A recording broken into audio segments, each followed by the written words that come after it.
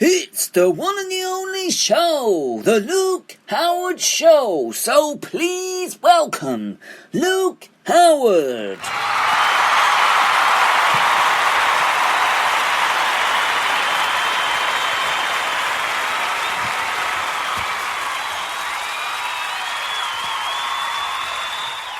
Lovely applause as always. Morning. It's Tuesday the 14th of July, second day into the week already. Hasn't it gone very, very quick? I'm Luke Howard, the one and the only, and 5 days a week from 10 till 10:45. It's me, of course. Me. Who else could it be? Me, the one and the only Luke Howard. And I hope everyone's well today, of course, and your week is going well so far. So we've got lots to look forward to on the show today. Now I must say about what we've got coming up because we're talking about, in a moment actually, we're going to be talking about the holiday sort of side about what's going on at the moment, and we're also going to be talking about other news, and we're going to be playing music, and of course we've got all those important National Day, what it is today. I don't actually quite know what it is. I mean, I'm sure I know. It's National Macaroni Cheese Day, so we'll talk about that a little bit later on the show. I love macaroni cheese. It's a lovely meal, so we'll talk about that later on the show. And I'll see also as well if I can get a little bit of what's on the telly tonight, but I'm not sure if there's going to be very much on telly tonight, but I can always do a little research maybe and see what we can find. And if you'd like to get in touch with Britain's Best Radio Show today, we'd love to hear from you. It is 07593 847 105. If you do text, I would suggest to start with the word talk and your name, or you can use the or you can use us on social media. It's at the Luke Howard fan page, I would believe, on Instagram, or you can also get in touch with us on there, or email us. There's two different emails, garagehoward68@hotmail.com, or you can use the other email, which is 345 at student.hrc.ac.uk. Or you can use the hashtags, of course, which is hashtag Luke Howard, or hashtag Luke Howard Show, or there's another hashtag, which is hashtag listen to the Luke Howard Show. Lots of great ways of how you can get in touch with Britain's Best Radio Show today.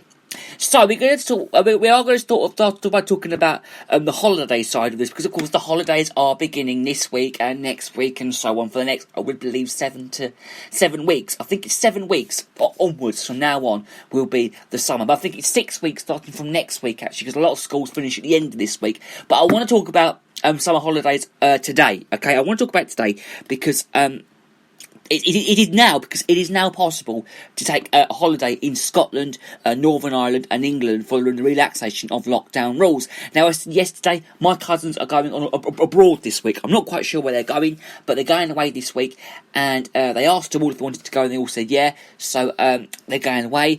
But holidays in Wales, let's go back to holidays in our country, okay, because holidays in Wales look likely to be allowed from the middle of this month, July. In Scotland, Northern Ireland and England, you are now allowed to stay overnight away from the place where you are living.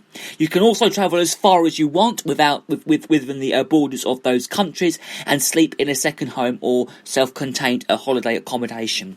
Hotels and B&Bs are also open, would you believe? I mean, I said yesterday, didn't I? I didn't want to give it away, but we looked online the other day, okay? We looked online for holiday cottages and B&Bs and hotels, and I couldn't believe it. Everywhere is fully booked up. You can't get anywhere in this country. It's all booked up at this very moment as I speak. In Wales, though, people will be allowed to travel more than 5 miles from their home, and Scotland will follow the suit from this Wednesday, which is tomorrow.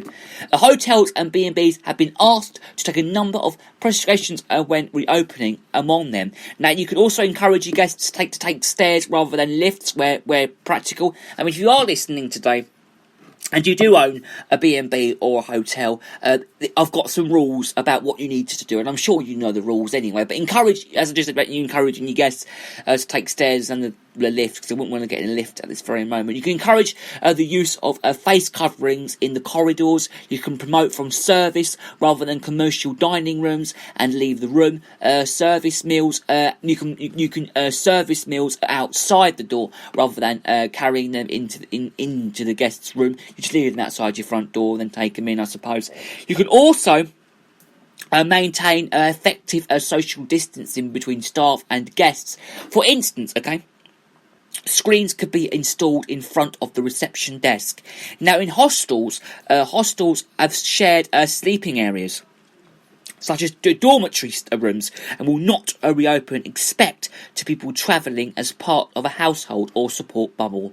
Now, other shared facilities, such as commercial kitchens, shower blocks, will also remain shut, along with communal areas such as TV rooms where social distancing is not possible. Now, campsites and caravan parks was another one that I looked up the other day, and I'm not being funny, but that's all been fully booked up as well. I mean, where can you all go on holiday? Everywhere's booked up. But campsites and caravans will notice a number of changes on site, although probably fewer than those fronted by hotel guests. Now, for instance, the Caravan and Motorhome Club, which operates more than 200 campsites in our very own country, the UK, says that visitors will not check in by phone on arrival, would you believe? Will now check in by phone on arrival. I didn't read that right, I can't really see because it's so dark in the studio today. The government says that indoor shared facilities such as commercial kitchens should remain closed. Bars and dining areas may be opened, but only if they can do so safely and followed by the rules. Now, shower facilities will be open, but they will be cleaned more often. Sites may choose to adopt statute stages every time and booked time slots. Now, toilet blocks will also be cleaned more regularly, and of course systems may be in place to control the number of people using them at any one time.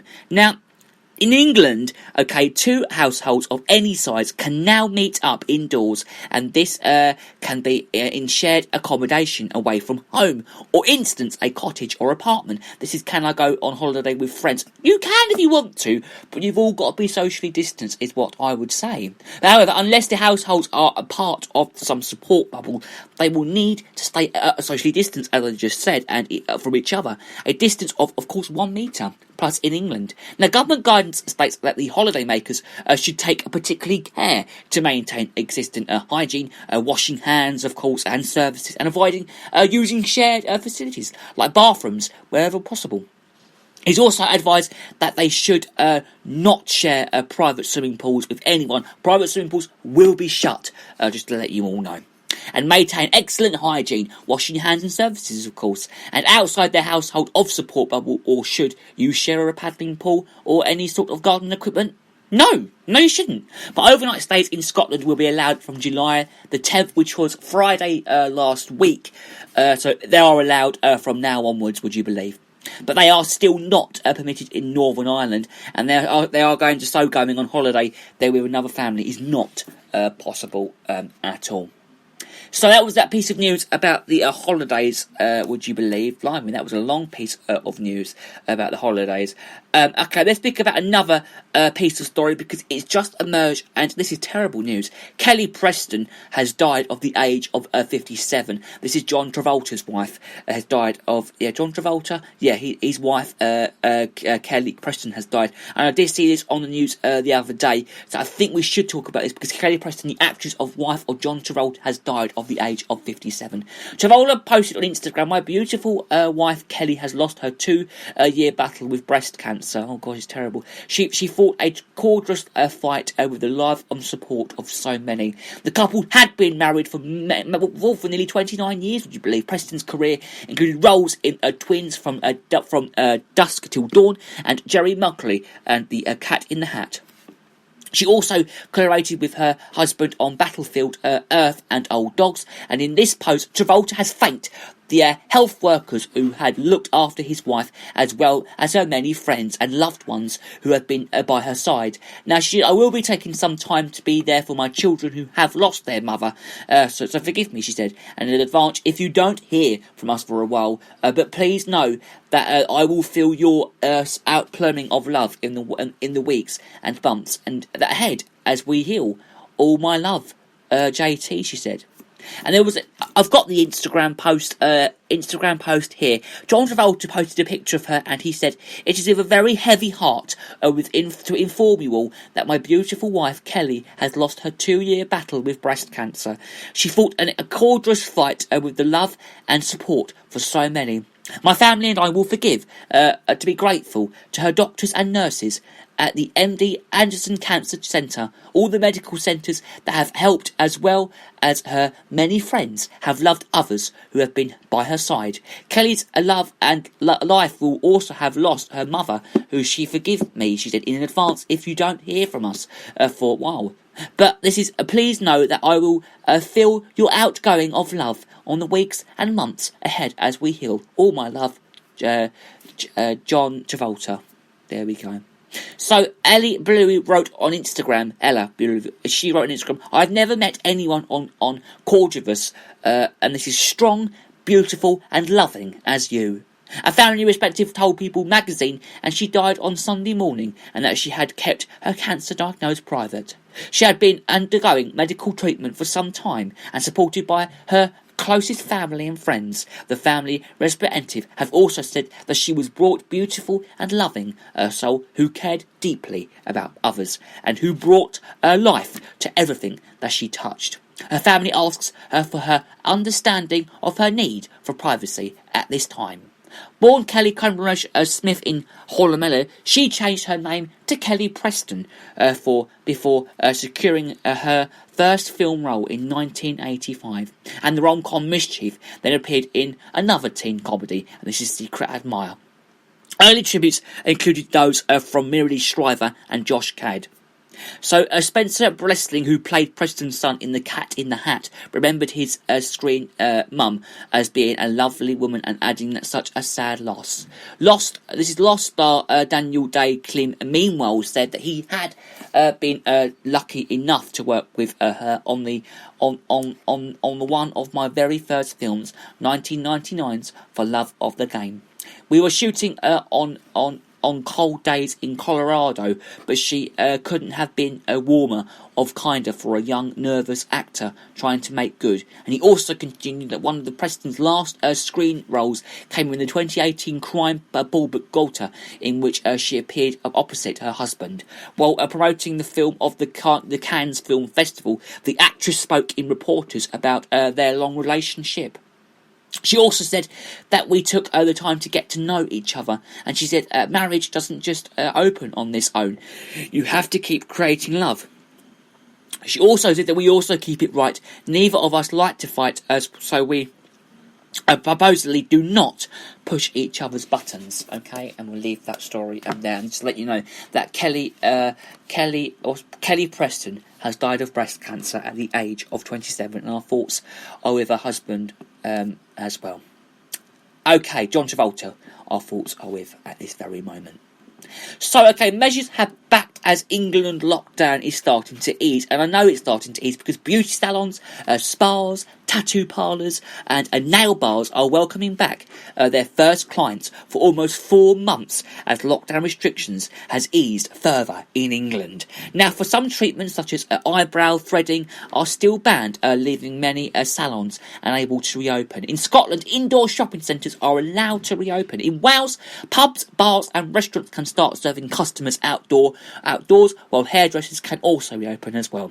But businesses will also be required to follow guidelines to reduce the spread of COVID-19, and treatments which involve work directly in front of the face will not be available. Now, government guidelines have said that services including face waxing, eyebrow threading, eyelash treatments, makeup accommodations and facilities should not be provided because of the greater risk of COVID-19 transmission. Now, beard trims have been allowed since barbers opened last weekend, but should be limited to a simple tidy-ups of thinging which can be carried out from the side or by circling the client to avoid the highest risk zone in front of the face. The British Beauty Council has also said a lot more stuff about it. Now, the Wendy Barter, founder and chief executive of the Blink Brow Bar Walk in the beauty bar, this is a chain which has 11 shops in London, shops in London and some facilities in an eyebrow treatments said that her salons would not be able to reopen under their guidelines. And she said, "I'm furious," she told the BBC last week, "that this will be so many businesses," and she said, I wish that they'd consulted us. There's the co-founder of the home beauty service, Blow Ltd, this is Fiona McClenish. She said that the ban on beauty treatments involving the face was highly transmitting. We don't know, she said, when we're going to be able to do those services, which is having a huge impact on the fraternities who work for us. She also said that we have 250 women beauticians